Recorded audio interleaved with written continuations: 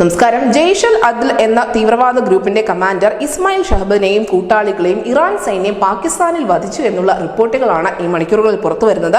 ഇരു രാജ്യങ്ങളും പരസ്പരം വ്യോമ ആക്രമണം നടത്തി ഏകദേശം ഒരു മാസം പിന്നിടുമ്പോഴാണ് അപ്രതീക്ഷിതമായി ഇറാൻ പാകിസ്ഥാനിൽ ചെന്ന് ഒരു ഗോൾ അടിച്ചിരിക്കുന്നത്. 2012 രൂപീകൃതമായ ജെയ്ഷ് അൽ അദലിനെ ഒരു സുന്നി സംഘടനയായ ഇതിനെ ഭീകരവാദ സംഘടനയായി തന്നെയാണ് ഇറാൻ ലിസ്റ്റ് ചെയ്തിരിക്കുന്നത്. സിസ്റ്റാൻ ബലൂചിസ്ഥാൻ കേന്ദ്രീകരിച്ച് പ്രവർത്തിക്കുന്ന ഈ സംഘടന നിരവധി ആക്രമണങ്ങൾക്ക് മുൻപ് ചുക്കാൻ പിടിച്ച ഒരു ചരിത്രവുമുണ്ട്.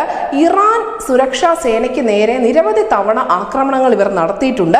നമുക്കറിയാം, ഡിസംബറിൽ സിസ്താൻ ബലൂചിസ്ഥാൻ പ്രവിശ്യയിലെ ഒരു പോലീസ് സ്റ്റേഷൻ ആക്രമിച്ചതിന് പിന്നിലും ഇതേ സംഘടന തന്നെയായിരുന്നു. അന്ന് ആ ഒരു ആക്രമണത്തിൽ 11ഓളം സുരക്ഷാ ഉദ്യോഗസ്ഥർ കൊല്ലപ്പെടുകയും മറ്റും ചെയ്തിരുന്നു.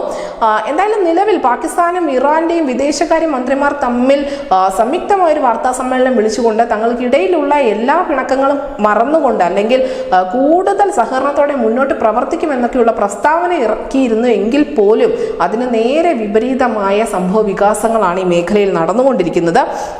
ഉടൻ തന്നെ ഇരു രാജ്യങ്ങളും തമ്മിലുള്ള തെറ്റിദ്ധാരണകൾ ഇല്ലാതാക്കുമെന്ന് പറഞ്ഞതിന് തൊട്ടു പിന്നാലെയാണ് ഇറാൻ പാകിസ്ഥാനിൽ ചെന്ന് ഈ ഭീകരവാദ സംഘടനയുടെ തലവനെയും കൂട്ടാളികളെയും വധിച്ചിരിക്കുന്നത്. എന്തായാലും വീണ്ടും പാക് മണ്ണിൽ കടന്നു കയറി ഒരു ഭീകരനെ കൂടി അല്ലെങ്കിൽ ആ സംഘത്തെ കൂടി കാലപുരിക്ക് അയച്ചിരിക്കുകയാണ് ഇറാൻ സൈന്യം. വരും ദിവസങ്ങളിൽ എന്തൊക്കെയാവും ഇതിന്റെ പ്രത്യാഘാതങ്ങൾ എന്ന് കണ്ടറിയേണ്ടതുണ്ട്. കാരണം ഇതുവരെയും പാകിസ്ഥാൻ ഇത് സംബന്ധിച്ചുള്ള ഒരു പ്രതികരണവും നടത്തിയിട്ടില്ല. ഇറാന്റെ സർക്കാർ മാത്രമാണ് ഈ ഒരു ആക്രമണം സ്ഥിരീകരിക്കുന്നത്. വലിയ ഞെട്ടൽ തന്നെയാണ് നിലവിൽ പാകിസ്ഥാൻ ഇത് സമ്മാനിക്കുന്നത്. News desk Malayalam.